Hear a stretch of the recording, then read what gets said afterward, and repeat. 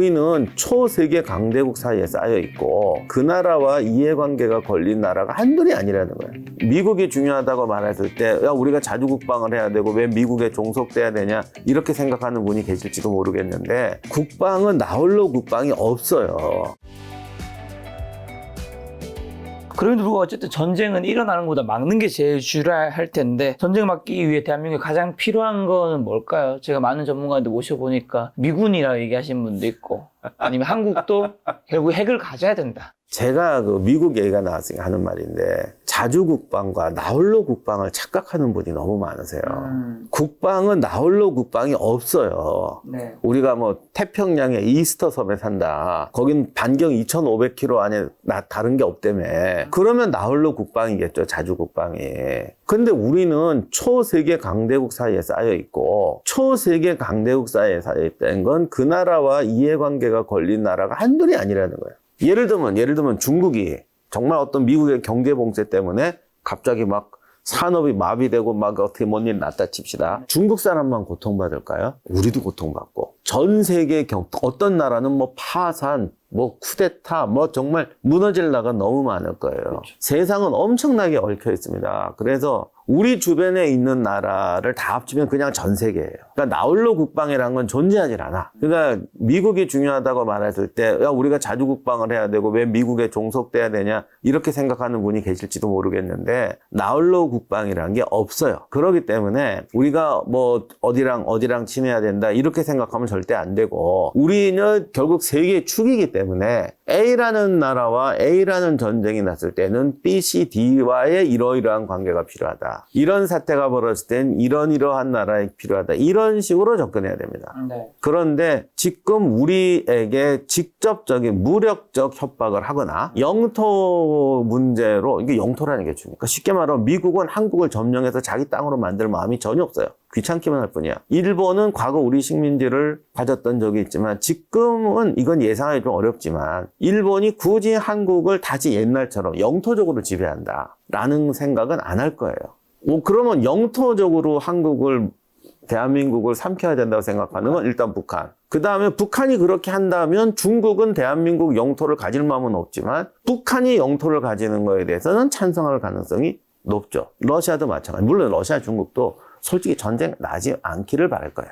북한이 전쟁한다 그러면 말릴 거라고. 근데 만약에 전쟁이 난다 그러면 러시아가 내가 남쪽은 놔줘 이런 말은 안 하겠지만 그쪽도 영토적 욕심은 없지만 북한이 대한민국을 가지는 거에 대해서 동의할 가능성이 좀 더 높다. 그런 부분이 있기 때문에 우리가 그런 거를 어떤 여러 가지 시나리오를 전제로 이런 상황에서 우리가 나쁘게 말하면 이용한다. 냉정하게 말하면 우리가 이용할 나라가 어느 나라냐. 그리고 그것을 이용하기 위해서 무엇을 주고 무엇을 받을 거냐. 이런 부분으로 냉정한 시나리오를 가지고 나가야죠. 실리적으로. 네. 근데 한반도 전쟁이 일어나면 그러면 말씀하신 대로 중국, 러시아가 같이 쳐들어올 수도 있나요? 북한을 지원하면서? 그러니까 이제 그거는 항상 모든 시나리오는요, 가능성을 상징하는 거예요. 아까 전쟁을 막는 비결이 뭐냐고 그랬잖아요. 모든 가능성을 예상하고 대안을 만들어 놓는 거예요. 근데 만약에 요거는 설마 이런 일이 나겠어? 그래서 그거에 대한 대비책을 안 만들어 놓는 게 전쟁을 유발하는 거예요. 그래서 러시아, 중국이 이렇게 합쳐서 싸울 일이 있겠냐? 솔직히 가능성 거의 없죠. 왜냐하면 이건 그냥 세계대전이니까 거의 없는데 다만 이런 건 있어요. 이번 우크라이나 전쟁, 대만 여러 가지 상황을 봤을 때 그럴 확률이 높아지는 경우가 있어요. 그러니까 어떻게 보면 지진계 비슷한 거예요. 지진이 날까 안 날까 아무도 예측 못해요. 우리가 대체로 지진 안 나는 거는 알고 있죠. 특별한 징조도 없어. 우리나라에서 진도 6, 7, 8 이런 건 날 가능성은 거의 없잖아. 그러나 중요한 거는 지진계를 만들어 놓고 지진 예측할 수 있는 그런 시스템을 만들어 놓는 게 중요하죠. 그런 의미로 봤을 때는 모든 가능성에 대해서 대비는 해야 되고 차라리 중국, 소련, 북한이 함께 대한민국을 쳐들어오는 건 어떤 경우일까? 그런 상황을 예측하는 게 더 중요하다고 생각해요. 근데 우리가 이제 그런 충분한 시나리오가 있느냐? 그런 걸 위해서 좀 국가가 거국적으로 노력하느냐? 아니면 쉬쉬하느냐? 이게 좀 문제인 것 같아요. 얼마 전에 북한 김정은이 푸틴과 만나서 북미 포괄적 전략 동반자 협정을 맺은 게 혹시 그럼 한국에 위협이 되는 부분이 있을까요? 러시아가 북한과 군사협정 맺은 이유는 뭘까요? 그거 아까도 말씀드렸지만 북한 문제는 정말 이건 저도 자신이 없습니다. 모르니까. 그런데 이 북한 문제는 정말 예측 불가능한 변수도 많고 정보가 부족해서 정확히 판단하기 어려운데 네. 제가 볼 땐 이런 것 같아요. 일단 푸틴의 행동은 결코 정상적인 행동이 아니에요. 그러니까 북한이라는 것은요, 중국하고 러시아도 자기 입장만 관찰할 수 없는 나라예요. 이렇게 말하면 좀 표현이 안 좋은 것 같은데 처녀 총각들이 사는데 옆집에 남자 아가씨 한 명 있어. 네. 뭐 얘는 초등학교 동창이고 얘는 옆집에 사는 애래. 근데 다 아직 애인은 아니야. 또 얘들 남자들이 친구야. 그럼 함부로 못 하잖아요, 여자분한테. 솔직히 보통 애들은 그렇죠. 그냥 떼각지 얘한테 프로포즈 한다, 뭐 데이트 시작한다. 눈치가 보이잖아요. 네. 그렇게 잘 못하거든요. 보통 사람들은 그렇게 못해. 서로 이렇게 가면서 서로 눈치도 봐가면서. 다 관계가 엮여 있으니까. 그래서 뭐 이렇게 저렇게 하는데 그 여성분이 조금 마음이 이쪽으로 오는 것 같다. 그래야 데이트 신청도 하는 거지. 네. 넣지 마. 그러고 막 이렇게 하면 친구 끊어지는 거 아니에요. 네. 그렇기 때문에 함부로 그런 행동 잘 못해. 그러니까 북중 러 관계도 비슷해요. 그리고 이게 또 이게 제가 너무 좋게 얘기했는데 아주 치열한 관계라고 생각해봐요. 내가 직장 상사야 또. 네. 너 쟤한테 막 들이대? 가만히 안 있어? 뭐 이런 또 관계가 있다고 쳐봐. 그래서 북중 러 관계는 이렇게 일방적으로 너랑 나랑 군사협정 맺자 이렇게 할 수 있는 게 아니거든요. 근데 러시아가 중국을 좀 이렇게 무시하고 훅 들어갔어요. 북한에게. 예, 근데 이게 우리한테 보도된 정도로 북러 그런 상호 방위 협정이라면 네. 중국이 이게 가만히 있을 수가 없어요. 왜냐하면 자칫하면 중국까지 전쟁에 말려 들어가거든. 그래서 중국이 결코 가만히 있을 수 없는 상황이야. 그러면 북한은 뭐 내가 어때? 내 마음대로 하면 되는 거 아니야. 지금 북한은 경제 의존도가 러시아보다 중국 경제 의존도가 훨씬 높아요. 근데 갑자기 러시아하고 뭐 이런 거 한다? 그렇게 마음대로 할 상황이 아니에요.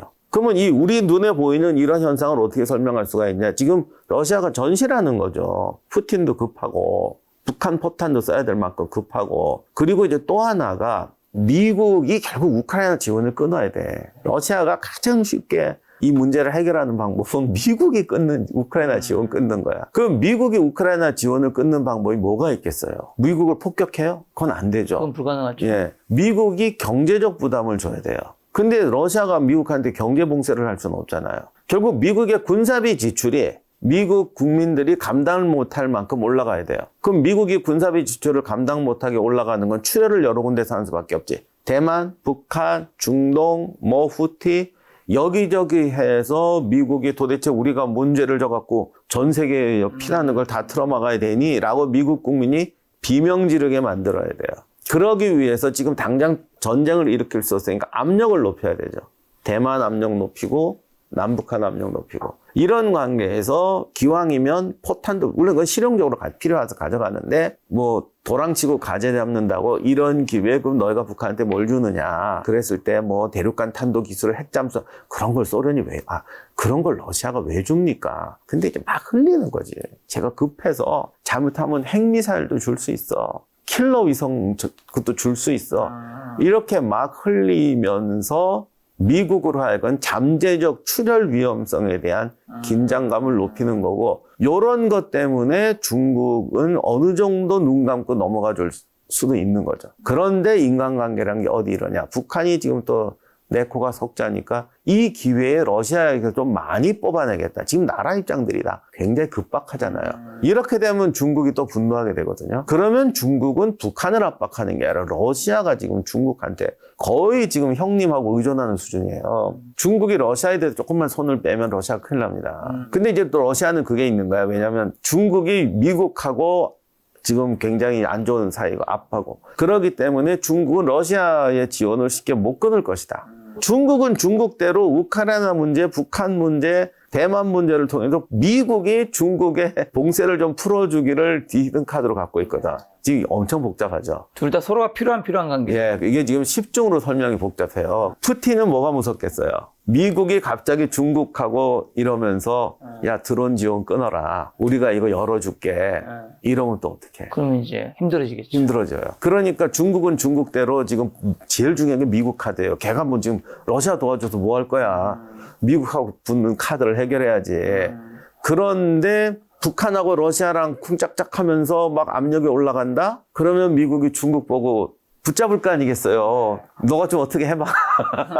그러니까 중국 입장에서는 막 북한하고 러시아가 뭐 어마어마한 군사협력한다는 걸 오히려 참을 수 있는 거야. 잘 이용하면 나한테도 도움이 돼. 근데 그랬더니 쟤들이 진짜 세게 나가. 그러더니 야, 중국 너 치사하게 이러지? 이거는 또 막아야 되고. 그러니까 이쪽 관계가 지금 보통 복잡한 게 아니에요. 그래서 그게 어느 쪽으로 간다는 모르겠고 저도 그거는 자기들도 모를걸? 지금 이런 굉장히 복잡한 관계 속에서 어마어마하게 지금 머리싸움이 벌어지고 있다. 이렇게 이해하시면 될 것 같습니다. 근데 북한이 사실 경제적으로 굉장히 어렵잖아요. 그럼에도 불구하고 계속 군사적 활동을 지속할 수 있는 이유는 북한을 돕는 러시아와 중국의 지원이 있기 때문일까요? 북한은 지금 사실 이미 오랫동안 고립된 단계고 경제 봉쇄를 당하고 있고 근데 북한은 어차피 생필품이 풍족하고 뭐 에너지를 팍팍 쓰고 이게 중요한 게 아니라 제일 문제한 게 식량이고 가장 기본적인 산업이 돌아가야 돼요. 근데 이제 군수산업 비중도 높고 국가 경제로 가지고 있으니까 아니 근데 군수산업용 가스나 석유가 들어온다고 했을 때 이게 군수산업용인지 민수용인지 쓰기 나름 아니에요. 근데 북한은 어차피 국가 통제 경제이기 때문에 우리하고 달라. 우리는 이게 민수용으로 온 거랑 산업용, 군사용으로 온 거를 막 돌려 쓰기가 쉽지 않잖아. 걔들은 얼마든지 돌려 쓸 수 있어요. 그렇기 때문에 식량 문제나 이런 어떤 아주 기본적인 것이 깨지지 않는 이상은 유지가 되는 사회거든요. 그러다 보니까 그 경제적 곤란이라는 것도 우리 입장처럼 얘기하면 안 되고 북한 입장에서는 러시아와 지금 중국이 굉장히 복잡한 관계잖아. 거기서 지금 자기들은 이득만 보면 되는데 막 북러협정 맺는다 이래도 지금 러시아나 중국이나 제일 중요한 건 미국이기 때문에 북한과의 관계에서 예전에는 너 치사하게 이러지 마. 뭐 둘이서 데이트 약속한다고 야 치사하게 이런 게 있어. 이런 거를 좀 봐줄 수 있는 지금 상황인 거지. 더 큰 게 있으니까. 자, 최근에 북한이 오물풍선 보낸 지 꽤 몇 개월 지났죠. 이거 참 지구촌 역사에 남을 일이죠. 그러니까 얼마 전에 뭐 대통령실 근처에도 떨어졌다고 하던데. 아니 근데 따지고 보면 남들이 볼 때는 같은 민족, 같은 국가잖아요. 좋은 거라도 좀 보내지. 근데 이건 정말 지구촌 역사에 남을 일인데 옛날처럼 우리가 뭐 진짜 세계에서 뭐 밑에서 뭐 한 3분의 2다 그러면 그런다고 해서 누가 기억이나 하겠습니까만 이제는 국가 규모도 이런데 이거는 이제 역사책 기록이 안 될 수가 없어. 이게 정말 무슨 망신. 도대체 왜 보낼까요? 그럼 두 가지 해석이 있죠. 첫째는 이제 여기서 뭐 이렇게 대북 방송하고 뭐 보내니까 그만큼 북한이 내부적으로 어렵다. 그러니까 이런 걸 한다라고 보는 시각이 있고요. 근데 저는 그런 부분이 없다고 못하겠어요. 어떤 행동에는 항상 여러 가지 이유가 있거든요. 국내적 이유가 다 있는데 제가 볼 때는 어쨌든 아까 말씀드렸던 북러 관계에서 미국의 긴장감을 올려줘야 되나 세계에서 다 출혈이 일어나고 있다. 그런 출혈을 해야겠는데 그렇다고 지금 북한이 한 거에다 미사일 쏠 수도 없고 연평도 같은 거 할 수도 없고 그러다 보니까 이제 저런 거를 해서 남북한은 언제든지 긴장 관계다. 네. 그리고 우리는 상식이 통하지 않는다. 남 협박할 땐 이게 제일 좋은 방법이지. 그렇게 해서 실제로 한국을 무력 도발을 안 하고 전 세계를 향해서 야 남북한이 굉장히 위험한 지역이다 라고 홍보할 수 있는 방식이 아닌가 싶어요. 거기에 플러스 국내적 의미도 조금 들어가고 등등. 국내적 의미라면? 진해 국내 정치들, 북한 뭐 그런 의미도 있고. 자, 그러면 한국이 이제 대북 확성기로 대응할 시에는 북한은 좀 어떻게 도발을 더 할 거고, 북한이 또 한국의 대북 확성기를 되게 무서워한다면서요? 저는 솔직히 이런 거는 조금 그냥 약간 정치적이라고 생각해요. 얼마나 무서워하는지 어떻게 알아. 그리고 그런 거 있잖아요. 저는 그런 거 없는데 가끔 왜 고양이, 닭, 개 이런 거 굉장히 무서워하는 분 있잖아요. 네. 엄청나게 무서워해. 네. 맞아, 무서워해. 그래. 근데 옆집에서 개 키워. 뭐 인생이 바뀌어요? 무서워하는 건 맞아. 무서워해. 그렇다고 뭐 이사를 가진 않죠. 무서워해. 근데 뭐 우리가 가끔 이 거짓말은 아닌데 좀 확대 해석? 확대 해석을 하게 만드는 거지. 나는 거짓말 안 했어. 듣는 사람이 확대 해석하는 거지. 저분은 귀신 굉장히 무서워해. 귀신 무서워해. 근데 뭐 그러다가 밤에 데이트하러 안 나가? 아니면 그러면 좀 깜깜한 밤에 시골 농로는 못 걸어가잖아. 귀신 안 무서워하는 사람도 깜깜한 밤에 시골에 안 걸어가요. 이건 그런 거라고 저는 생각해요. 그리고 북한이 한국과 통일 이런 단어 지우기에 들어갔다는데 정말 이제 왜 지우는 거죠? 사실 우리도 지우고 있습니다. 여러분 생각해보세요. 지금 남북한이 반드시 통일해야 됩니까? 라고 생각하면 요즘 퍼센테이지 굉장히 낮아지고 있어요. 그 다음에 통일을 해야지 라고 말하는 분도 통일해서 그러면 남북한이 어떻게 살아야겠냐 하면 솔직히 말해서 답 없는데 머리 하얘지는데 마지막으로 가장 리얼한 질문. 지금 남북한의 경제적 격차가 한 60배 정도 되는데 남북한이 통일됐을 때 당신은 당신의 인생을 얼마나 희생할 수가 있습니까? 싫겠죠. 근데 솔직히요. 남북한을 했을 때 통일 비용을 당신은 얼마나 내겠습니까? 그러면 저보고 만약에 100만 원 내라 그러면 100만 원 낼 수 있을 것 같아요. 그렇죠. 매달 10,000원씩 내라. 아, 근데 그것까지는 뭐 내가 감수하겠다. 당신의 꿈과 삶을 버리고 당신 한 세대를 희생하십시오. 못하죠. 일자리 그냥 포기하세요. 일자리 이제부터는 최저임금 그냥 절반으로 깎습니다. 북한 분들이 이제 나오니까. 인생 설계가 내가 지금 20대야. 뭐 이래갖고 몇 년 접어. 그냥 다시 밑으로 가서 너 이제 40년 동안 결혼도 못하고 그냥 식당 알바나 하면 살아. 뭔 공부를 해. 우리는 민족과 이 대의를 위해서 대학은 그만두고 저한테 그냥 식당 알바하면 살아. 그러면 그거 포기할 수 있는 사람이 있을까요? 물론 남북한이 통일됐을 때 그런 요구가 온다는 건 아니에요. 근데 이 60배의 격차라는 건 생각보다 심각하거든요. 그렇죠. 그러니까 이렇게 왔을 때 우린 다 주저해요. 그러니까 지금 북한이 지운다는 것은 어떤 긴장관계나 국제관계 속에서 지금 북러 이 세계적인 우리 첫 질문, 왜 전 세계에서 전쟁이 날까요? 20세기에 만들어 놓은 모든 틀이 깨어지고 지금 새로운 틀을 만들어내니까 모든 게 지워지고 있는 그런 큰 틀인데 그런 큰 틀 속에서의 행동일 수도 있지만 한편으로는 남북한 다 지금 통일에 대한 구체적인 방안이 안 떠오르는 거지. 안 떠오르다 보니까 통일을 내세우는 것보다는 안 내세우는 게 리스크 적겠다. 제가 학교 선생님인데 수학 선생님이야. 애들한테 나 무슨 문제를 못 풀겠어. 그 문제를 지워야지 그걸 갖고 나가요? 애들한테 수학 교재가 한 5문제 있는데 내가 솔직히 4번은 못 풀겠어. 그럼 어떻게든지 1, 2번 풀고 야 4번은 이거 30년 동안 대학 시험에 한 번도 나온 적이 없어. 이러고 넘어가야지. 난 못 풀어. 이럴 수는 없잖아요. 그렇죠. 이제 그런 요소도 있다라고 말씀드리고 싶네요. 그리고 9.19 군사합의 중단이 됐는데 이게 주는 의미나 영향이 좀 있을까요? 합의가 우리한테 준 영향이 별로 없잖아. 9.19 군사합의가 중요한 게 아니라 그렇게 남북한 긴장 완화를 했을 때 남한이나 북한이나 국내적 이득이 있어야 돼요. 그러니까 우리가 너무 제가 지금 그 정치나 이런 걸 너무 좀 비하하는 것 같은데 장기적인 틀에서 양심적이고 정직하고 민족적 사명감 하에서 남북한이 전쟁 없이 통일로 가야 된다는 큰 정책에서 어떤 그런 모든 것을 부정하는 게 아니에요. 그런 노력이 있어야 된다. 그런 큰 틀에서 봐야 된다라는 건 제가 인정하는데 중간중간에 그걸 하재든가 말재든가 할 때는 그들의 현실적 이익도 있어야 될 거 아니에요. 그래야 큰 틀이 유지가 되지. 그래서 그 현실적 틀을 가지고 이제 서로 이제 주고받으면 타협도가 하는데 지금 세계가 다시 말하면 판이 새로 짜여지고 다시 블록화가 되는 과정이니까 북한은 여기서 북한은 북한대로 새로운 블록 속에 들어가야 되는 거예요.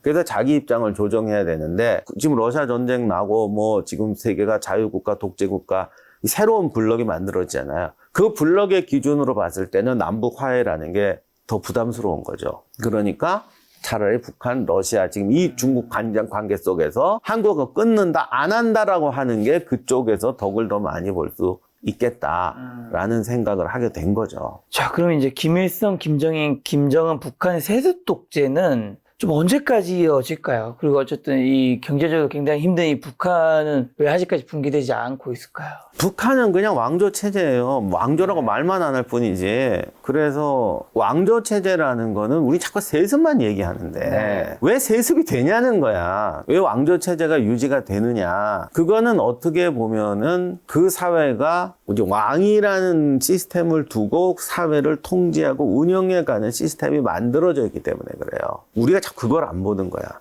그런 시스템, 국가사회가 강력한 국가사회가 정치, 경제, 사회를 통제하는 사회의 시스템에 대해서 북한이 아직 삐그덕거리지 않고 돌아가고 있기 때문에 그게 가능한 거죠. 근데 그게 삐그덕거리지 않고 돌아가는 데는 여러 가지 요인이 있는데 그 중에 하나가 어떻게 보면은 굉장히 농번적인 구조와 산업적인 어떤 극단적인 그런 구조예요. 근데 기본적으로는 과거의 농번적인 구조, 어떤 내가 식생활을 해결하고 뭐 지금 자전거도 타고 TV도 보고 한다고 해도 또 뭐라고 그럴까? 식생활이 해결되는 게 가장 큰 틀이고 경제는 국가가 주도하면서 우리에게 분배하는 구조다. 이런 구조에서 개인의 욕망이라든가 어떤 성취라는 것이 눈에 안 보이고 그런 것이 모두의 행복을 파괴하는 거라고 믿어지고 그게 실제로 자기들 사회에서는 그렇게 돌아가니까. 그러니까 자기에게 주어지는 불편함보다 자유와 어떤 부의 격차가 벌어졌을 때 내가 더 큰 손해를 본다는 잘못된 공포감이 더 큰 거죠. 그게기 때문에 저게 가능한 거예요.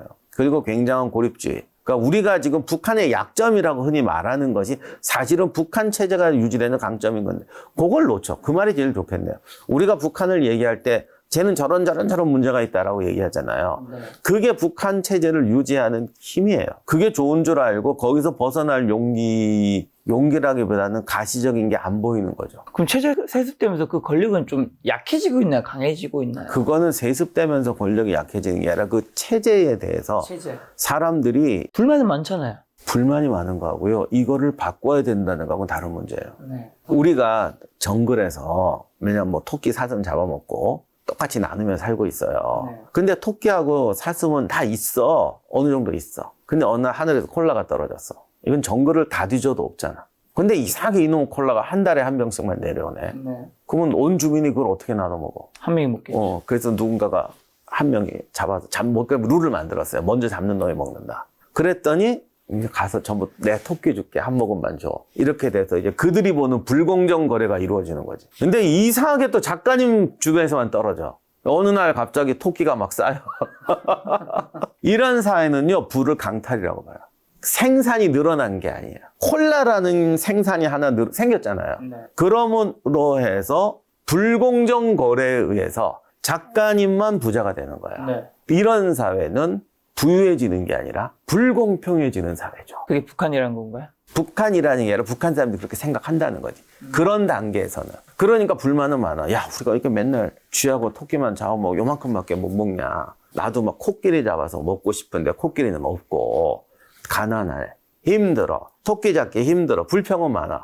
야, 그러면 토끼 한 마리씩 떼가지고 공장을 져서 토끼 사육장을 짓자. 근데 그렇게 되면 당신만 부자일 거 아니냐. 그리고 그 토끼 우리한테도 뺏어가는 거 아니냐.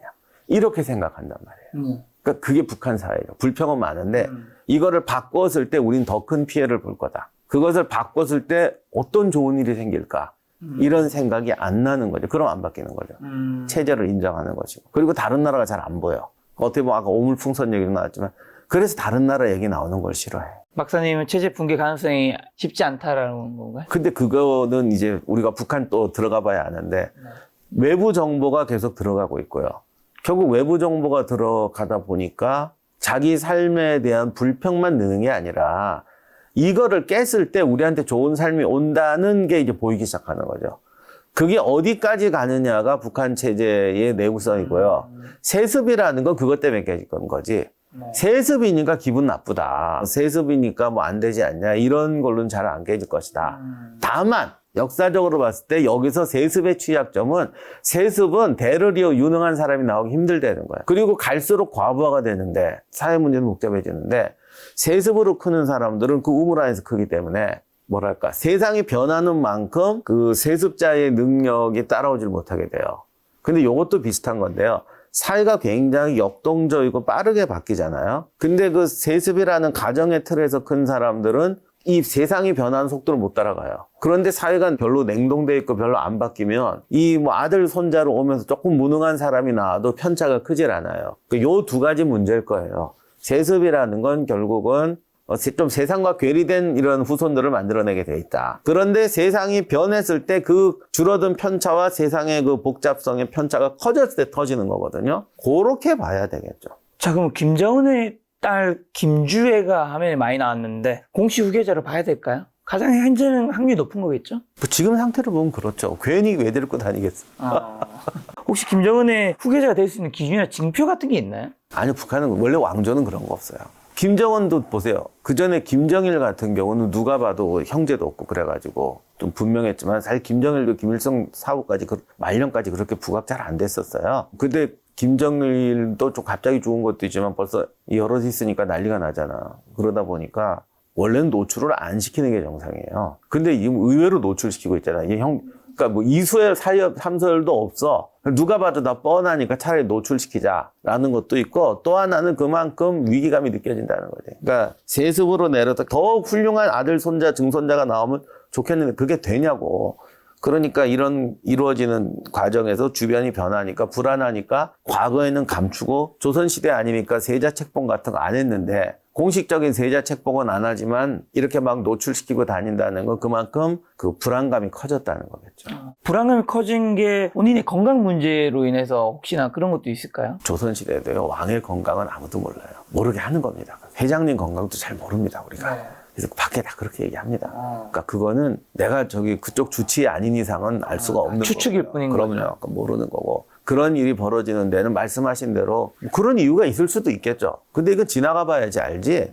뭐 지금 상태에서는 알 수가 없고 근원적인 거는 그쪽도 불안감이 커져간다는 거죠. 기존의 틀을 바꾸잖아. 지금까지 안 하던 걸 하잖아. 과연 딸이기 때문일까? 여성이기 때문일까? 뭐 이제 전 세계에서 여성 지도자 나오는 건 그리고 한국은 의외로 여성 지도자한테 관대해. 우리나라는 또 이상하게 여성 차별 어쩌고저쩌고 해도 여회장 또 이런 거 나오면 또 의외로 잘 넘어갔어요. 우리 사회는. 그렇기 때문에 전 여성이기 때문에 딸이기 때문에 이런 일이 생긴다고 보지 않습니다. 김정은이 만약에 건강 문제 급사를 혹시나 하게 되면 북한 세습동 제안은 북한은 어떻게 되는 거죠? 김정은 다음 후계자부터는 가시적인 갈등이 나올 것 같아요. 그러니까 큰아들 작은아들이 있는데 누구한테 줄까 이런 게 아니라 이 체제로는 안 되지 않냐. 뭐 집단 지도 체제로 가야 되지 않느냐. 뭐 좀 다른 쪽에서도 이게 돼야 되지 않느냐 하는 당장 그렇게 되지는 않는다고 하더라도 그런 갈등 자체는 나올 것 같습니다. 근데 그런 갈등이 나오면 결국 집권한 다음에 숙청이 더 크게 나오고 무리한 숙청이 나오고 그러다가 이제 갈등이 커져가게 되는데 북한의 정치는 세계 움직이는 속도보다 굉장히 느리게 움직인다는 걸 여러분 이해하셔야 돼요. 진짜 느리게 간다고. 근데 이게 얼마나 훅 빨라지는가는 예측할 수가 없고 이게 워낙 세계사에 없는 지금 상황이잖아요. 그러니까 이거는 그냥 이런 지표를 가지고 이제 아까 했던 말 반복하는데 3도 지진이 날 거다라고 하지 말고 지진계를 꽂아놓고 관측하면서 지축이 변동되면서 지진의 형태가 이렇게 바뀌는구나. 이렇게 볼 수밖에 없는 상황이라고 저는 생각해요. 그럼 남북한 통일된 가능성이 있는지라 만약에 통일된다면 좀 어떤 그림으로 돼야 될까요? 너무 어려워서 지금은 그게 아니라 닥치는 상황을 볼 수밖에 없는 것 같아요. 하루아침에 붕괴되고 막 이러지는 않을 거거든요. 그러니까 우리가 이제 붕괴라는 말을 너무 우습게 생각하는데 뭐 어느 날 붕괴돼 갖고 휴전선이 열리고 와 그냥 그런 일이 벌어지기 쉽지 않겠죠. 1950년이었다면 그게 가능했겠죠. 그때의 38선 휴전선은 남북한이 뭐 무슨 차이가 있어. 그냥 열면 되는 거였어. 열면. 작가님하고 우리 집이 한 집처럼 살았는데 어느 날 이렇게 놓고 야 이제부터 소유권 등기 다시 하자 해서 그었어. 그러다가 그냥 우리 이러지 말자 하면 아무 문제 없잖아요. 근데 30년 살아서 작가님은 예를 들면 식당을 하고 나는 공장을 해. 아니면 돼지 목장을 한다고 그럴까요? 야, 문 열고 그냥 통합시다. 이게 되냐고. 업종을 새로 바꾸든지 뭘 해야지. 지금은 그 상태가 아니잖아요. 네. 그러니까 하루아침에 훅 붕괴가 돼서 어떡하지? 이런 상황은 안 벌어집니다. 그러니까 가면서 거기에 가서 이제 맞추는 거야. 이게 작가님 우리 식당 이제 합쳐야겠네. 우리 같이 회사 합시다. 그럼 모여서 어떤 회사 할까요? 주식회사 할까요? 몇 대 몇으로 할까요? 이제 변호사 고용할까요? 이렇게 하면서 사업하지 않겠어요? 그렇죠. 작가님 어떻게 보면 우리 어떻게 보면 업종 비슷하지. 유튜브. 근데 이제 저보다 20배는 더 많고 훨씬 유명하신 분이에요. 네. 근데 만약에 우리 합병합시다 그러면 밤에 방에 들어가서 야 이게 말도 안 되는데 이거 어떻게 해야지 우리가 이렇게 고민하겠어요. 아니면 컨설팅을 받든지 변호사 부르든지 뭐 유튜브 교약집 보면서 검토하겠어요. 검토하겠죠. 검토하죠. 누가 방에 들어가서 야 이거 말도 안 되는데 이걸 어떻게 하지 이렇게 고민을 왜 하지? 나도 안 할 거고 작가님도 안 할 거야. 너무 간단한 거잖아. 근데 왜 남북한 문제는 갑자기 어느 날 붕괴되면 우리 어떡하지? 어떡할까요? 아니 양쪽 합하면 인구가 얼만데 그러니까 그걸 왜 이렇게 고민을 하고 어느 날 그냥 이렇게 하겠어요. 그 상황. 그거 정확히 그 상황이 벌어졌을 때 그리고 하루아침에 진짜 저희가 합병은 제 생각도 없고 할 때가 없지만 아마 변호사 불러도 2달 고민하다 끝날 텐데 그래 2달은 고민하지 않겠어요? 그러면 나라와 나라 이런 차이가 할 때는 모든 전문가가 달라붙어서 의문하면서 가야 되고 국가의 붕괴라는 게 한순간에 이렇게 안 나요. 그러니까 그런 단계를 거쳐갈 겁니다. 그러니까 그건 그때 상황 속에서 얘기해야 돼요.